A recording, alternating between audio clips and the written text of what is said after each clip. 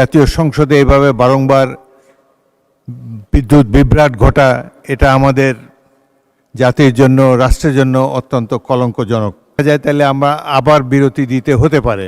জাতীয় সংসদে এভাবে বারংবার বিদ্যুৎ বিভ্রাট ঘটা এটা আমাদের জাতির জন্য, রাষ্ট্রের জন্য অত্যন্ত কলঙ্কজনক। এই ফ্যাসিস্ট সরকারের আমলে 2022 সালে এই মাইক সিস্টেম, সংসদের অভ্যন্তরের মাইক সিস্টেমটি স্থাপিত করা হয়।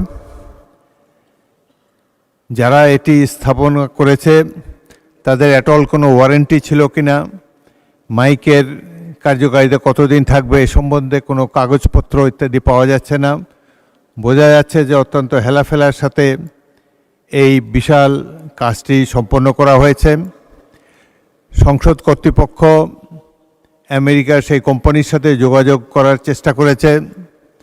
তারা এসে এই সংসদীয় মাইক ব্যবস্থা রিপেয়ার করার জন্য তাদের কোনো আগ্রহ নাই এবং তারা অ্যাভয়েড করে যাচ্ছে ক্রমাগত।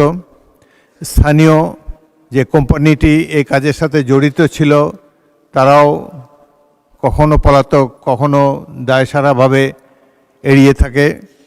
তো আমি সংসদের সচিবকে নির্দেশ দিয়েছি এ ব্যাপারে একটি ইনকোয়ারি করে প্রকৃত সত্য জানাবার জন্যে।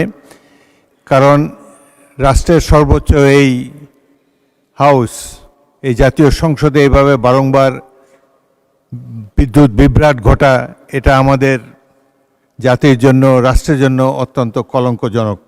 এগুলো যাতে আর না হয় সেজন্য আমরা সবাই মিলে চেষ্টা করতে হবে।